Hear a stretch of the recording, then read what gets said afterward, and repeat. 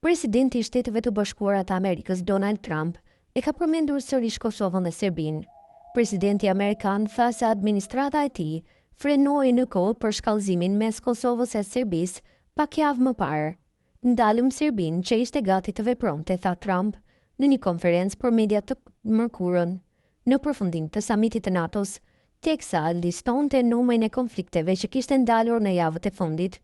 Ai lavdëroi veten dhe administratën e tij për punën e mirë që ka bërë në javët e fundit për të siguruar paqe në botë. Putin më telefonoi dhe më tha: "A mund të ndihmoj me Iranin?" I thash jo. "Mund të më ndihmosh me Rusinë, sepse në javët e fundit zgjidhem çështjen e Indisë dhe Pakistanit, Kosovës dhe Serbisë. Mendoj të premten do të vinë Kongo dhe Ruanda, një luftë e tmerrshme, ku priteshin koka gjithandej në Afrikë", tha Trump. Presidenti amerikan nuk dha detajet e tjera lidhur me atë që po ndodhte mes Kosovës e Serbisë, por disa ditë më parë Trump u shpreh se paraardhësi i tij Joe Biden e ka dëmtuar perspektivën afatgjat mes dy vendeve, me disa vendime të cilat ai quajti shumë të marra, por paralajmëroi se do ta rregullonte këtë punë. Trump tha më tej se në mandatin e tij të parë ai ndani luftën mes Kosovës dhe Serbisë, pasi sipas tij situata mes dy vendeve ishte përshkallëzuar me intensitet të madh.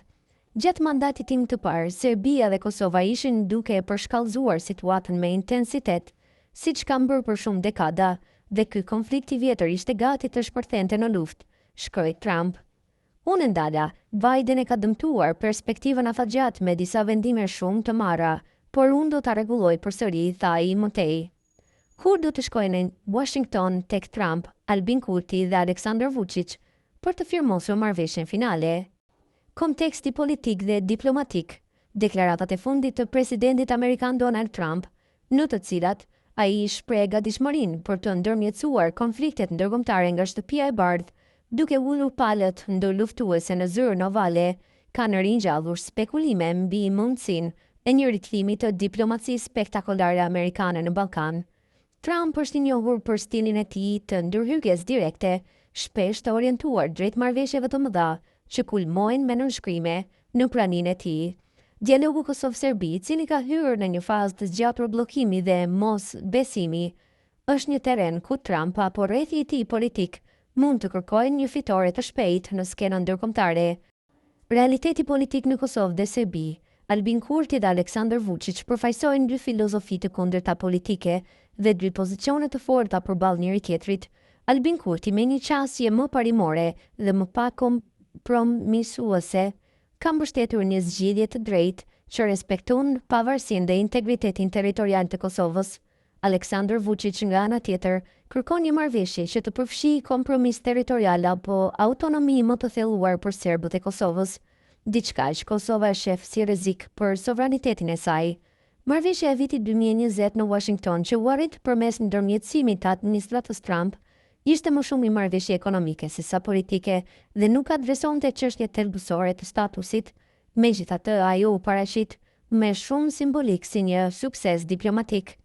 Ftesa për Kurtin dhe Vučić në Washington do të ishte pjesë e një strategjie e tij për të demonstruar fuqinë ndërmjetësuese të SBA-s në udhëheqjen e tij personale.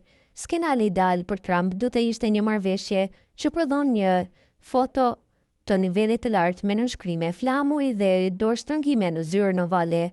Por kur? A jam palët gati për një marrëveshje finale? Jo ende. Në vitin 2025, tensionet janë të larta në veri të Kosovës, me incidente të shpeshta, refuzim të zbatimit të marrëveshjes për asociacionin, si dhe mungesë unitetin ndërkombëtar mbi rrugën përpara. Megjithatë, mund kemi një fushë të mundshme për lëvizje diplomatike në këto kushte. Nëse BE dështon të shtyjë përpara dialogun dhe SBA vendos të rikthejë leadershipin e saj, nëse të dy liderët shohin përfitime të brendshme politike nga pjesëmarrja në një format të tillë dialogu. Nëse një administratë amerikane kërkon një sukses të shpejtë në një konflikt të menaxhueshëm si ai Kosovë-Serbi, përfundimi, kur mund të shkojnë tek Trump? Trump, në presidencën e tij dhe ndërtimin e agjende të re diplomatike, një ftesë për Kurtin dhe Vučić në Washington mund të ndodhë brenda këtij viti ose në fillim të vitit 2026, por kjo nuk do të jetë për nënshkrimin e marrëveshjes finale, përveç se nëse ka një presion të jashtëzakonshëm ndërkombëtar mbi të dy palët, ose në rastin kur BE dështon plotësisht ndërmjetësim dhe SBA ofron një paket të fortë presioni sigurisht dhe ndihmash. Përndryshe një vizitë e tillë mund të shërbejë si përgatitje për një marrëveshje më të vonshme, e cila do të kërkojë muaj, nëse jo vite, negociatash teknike dhe politike.